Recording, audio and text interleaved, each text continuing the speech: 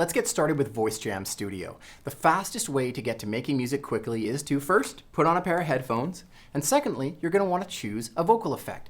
TC Helicon is known for amazing vocal effects, and there's a ton packed into this app that you can mess around with and have a lot of fun. Let's go to the menu here. We just tapped on dry at the very top there and it brought up the menu, and then I can scroll up and down and I can pick whichever vocal effect I want. So if you want something very simple like a reverb, you pick up ballad reverb and it puts me into a hall. Hey! You hear my voice kind of tail away there? Makes just a nice singing environment for you to be in. But you can go crazier than that, of course. We can do things like hard tune with a filter on it. We can go wide and put our voices left and right. We can do things like double way up high or double deep down low. We could do multiple doubles low. We can do distortions, like if you wanted to. Blue Light Special in aisle 5. Today we have men's undergarments for $1.99. If you want some rockabilly like Elvis, you can use this one. And I'm terrible at Elvis. If you want something that does echoes and reverbs, it goes crazy. You could even talk like Popeye if you want to. If I wanted to sing a guitar solo, I could use that preset too.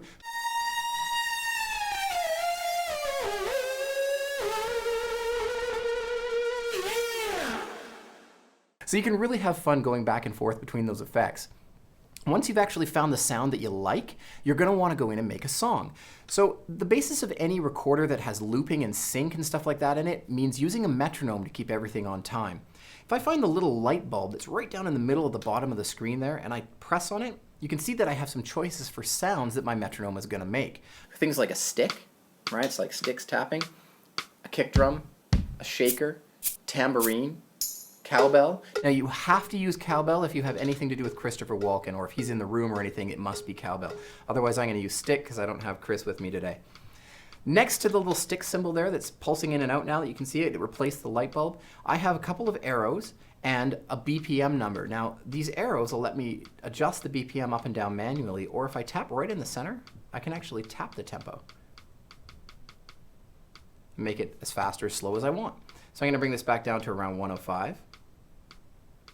Okay, now I'm going to pick a vocal sound and I'm going to record it. And the key with a looper is that you want to press record right on the very first beat of the bar and right on the very last beat of the bar. So it's if you're counting to 4, let's practice that. You would go record 2, 3, 4, record.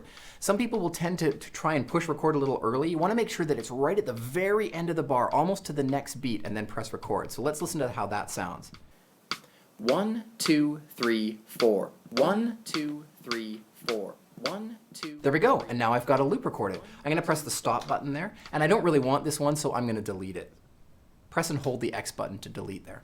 Let's make something musical. I'm going to go and get one of those double down ones here. Where is it? Deep double. And I'm going to make a bass line to go along with this metronome. And then I'm going to do some overdubs, and we can take some things away and add some things, and we'll move through the tracks as we go.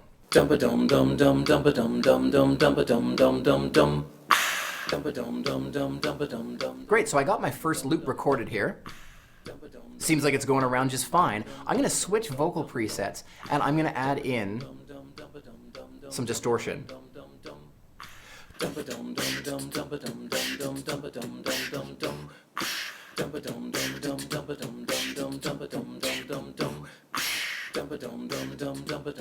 Now I have a distorted vocal and my bass line that was there before. I also have what's called an undo and a redo, so I can take away those drums.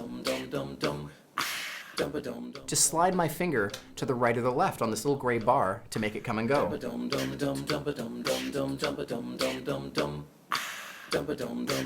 Now let's add another part in there. A little bit of hi-hat. There we go. There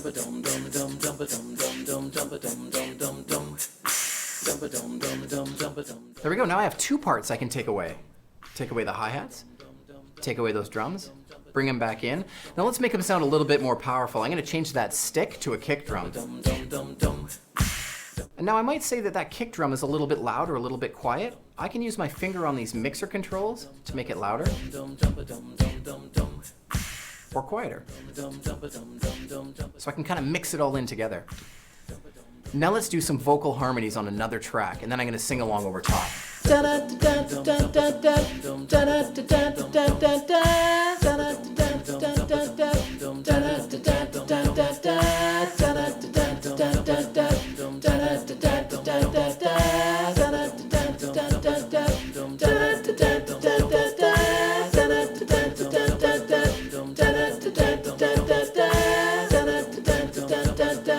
I want to turn that down probably.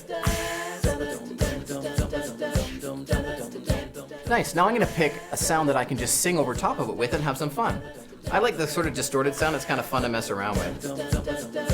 Here we go. 1, 2, 3, 4, 5, 6, 7, 8, all good boys will go to heaven. 7, 6, 5, 4, 3, 2, 1, I'm going to hell. Have some fun, I said I was drinking. You were laughing, and we were wasting time. Come on, come on, come on, come on, yeah, I was drinking, and you were laughing, and we were wasting time. Come on, come on, come on, come on, shot. Cool.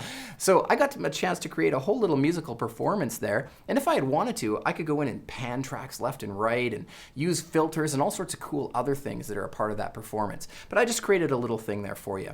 The next part is, I've actually been recording this whole performance. So I'll look down into the camera here now and say, I'm going to go to a dry voice so you can hear me. There we go. I'm going to look down into the camera and I'm going to say, hey, okay, so I've been recording this whole thing. I'm going to stop recording, just press a little red circle there. And now I'm going to upload it to YouTube. So I just go into the little performance recorder there. So I've got just a little camera roll and I just push on that. And I'll see a take here. And I can decide to save my takes to the library or not. So I can choose the camera or the screen or both. And I can watch whichever I want to do. And I'm going to click on Save Takes to Library. And then that gives me a take that I can use here. If I click on that take, it actually brings up an option for me to do uploading to YouTube or to SoundCloud. So I can actually type in the title here. So I can go, type in Craig is silly looking. Oops. There we go. And it says created with Voice Jam Studio, and I can leave that tag on there or change it however I want. I can click done. I can click YouTube then. And now I've got some options to do high quality or medium quality. I click continue, I want high. And then it allows me to, I'm already signed into my account here, but it'll allow me to upload to YouTube into my account. And basically I can set it public or private. And I click upload to YouTube and it starts uploading to YouTube. So there you have it. We've created a really cool little song in just a couple of minutes using the great vocal effects that are in Voice Jam Studio, along with things like the metronome and the tracks and all of the mixer controls. And finally, we uploaded it to YouTube directly from the app so that we could share it with everybody out in the world. So now it's your turn to take control, make some music, and share it with everybody. We can't wait to see what you're going to come up with.